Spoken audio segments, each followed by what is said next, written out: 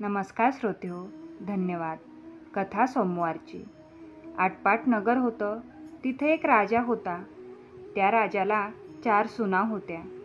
3 आवडत्या होत्या तर एक नावडती होती. आवडत्या सुनांचा तो चांगला प्रतिपाळ करी.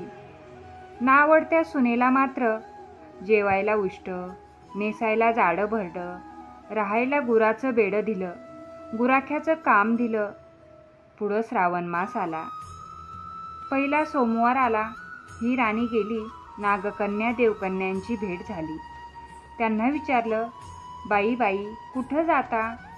त्यांनी सांगितले, महादेवाच्या देवळी जातो, शिवमूठ वाहतो. तिने विचारले, यानं काय होतं? त्यांनी सांगितले, भ्राताराची भक्ती होते, इच्छित कार्य सिद्धीत जातं, मुलंबाळं होतात, नावडती माणसं आवडती होतात, वडील मनुष्यांपासून सुखप्राप्ती होते. मग त्यांनी हिला विचारलं, तू कोणाची कोण? मी राजाची सून, तुमच्याबरोबर येते. त्यांच्याबरोबर देवळात गेली. नागकन्या देवकन्या वसा वसू लागल्या.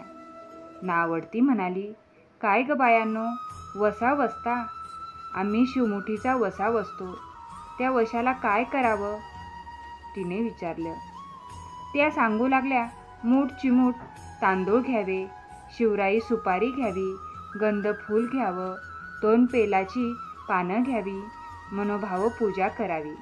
हाती तांदूळ घ्यावे आणि तोंडानं शिवा शिवा महादेवा, माझी शिवमूठ ईश्वर देवा. सासू सासऱ्यांना दिरा भावा, नंदा जावा, भ्रातारा नावडती आहे, ती आवडती कर रे देवा, असं म्हणून तांदूळ व्हावेत. संध्याकाळपर्यंत उपवास करावा.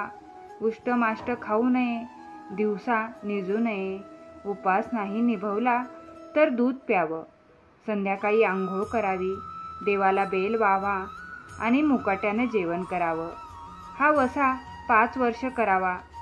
पहिल्या सोमवारी तांदूळ, दुसऱ्या सोमवारी तीळ, तिसऱ्यास मूग, चौथ्यात जव आणि 5वा आला तर सातू शिवमुठीकरिता घेत जावे.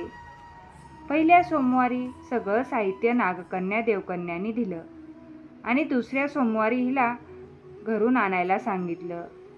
त्या दिवशी हिनं मनोभावे पूजा केली. सारा दिवस उपवास केला. जावानंदांनी उष्टमाष्ट पान दिलं ते तिनं गाईला घातलं. शंकरांची आराधना केली आणि दूध पिऊन निजून राहिली. पुढं दुसरा सोमवार आला. नावडतीनं घरातून सर्व सामान मागून घेतलं. पुढं रानात जाऊन नागकन्यांबरोबर मनोभावे पूजा केली आणि शिवा शिवा महादेवा, माझी मूठ शिवमूठ ईश्वर देवा, सासू सासऱ्या दिरा भावा, नंदा जावा, भ्रातारा नावडती आहे, ती आवडती कर रे देवा, असं म्हणून तीळ वाहिले. सारा दिवस उपवास केला. शंकरांना बेल वाहिला. दूध पिऊन निजून राहिली. संध्याकाळी सासऱ्यानं विचारलं, तुझा देव कुठं आहे? नावडतीनं जवाब दिला, माझा देव फार लांब आहे, वाटा कठीण आहेत, काटेकुटे आहेत, साप वाघ आहेत, तिथं माझा देव आहे. पुढं तिसरा सोमवार आला. पूजेचं सामान घेतलं. देवाला जाऊ लागली. घरची माणसं मागं चालली. नावडते तुझा देव दाखव म्हणून म्हणू लागली. नावडतीला रोजचा सराव होता. तिला काही वाटलं नाही. यांना काटेकुटे पुष्कळ लागले. नावडतीची दया आली. आजपर्यंत रानात कशी येत असेल कोण जाणे. नावडतीला चिंता पडली. देवाची प्रार्थना केली. देवाला तिची करुणा आली. नागकन्या देवकन्या ह्या सर्व वर्तमान देवसुवर्णांचं झालं. रत्नजडितांचे खांब झाले. स्वयंभू महादेवाची पिंडे झाली. सगळ्यांनी देवांचं दर्शन घेतलं. नावडती पूजा करू लागली. गंधफूल वाहू लागली. नंतर मूग घेऊन शिवा शिवा महादेवा, माझी शिवमूठ ईश्वर देवा, सासू सासऱ्या दिरा भावा, नंदा जावा, भ्रातारा नावडती आहे, ती आवडती कर रे देवा, असं म्हणून शिवाला वाहिले. राजाला मोठा आनंद झाला. नावडतीवर प्रेम वाढलं. दागिने ल्यायला दिली. खुंटीवर पाकोटं ठेवून तळ पाहायला गेला. नावडतीची पूजा झाली. पूजा झाल्यावर सगळी माणसे बाहेर आली. इकडे देऊळच अदृश्य झालं. राजा परत आला. माझं पांगोटं देवळी राहिलं. देवळाकडे आणायला गेला. तो तिथं एक लहान देऊळ आहे. तिथं एक पिंडी आहे. वर आपण केलेली पूजा आहे. जवळ खुंटीवर पागोटं आहे. तेव्हा त्याने सुनेला विचारलं, हे असं कसं झालं? सून म्हणाली, हाच माझा गरिबाचा देव.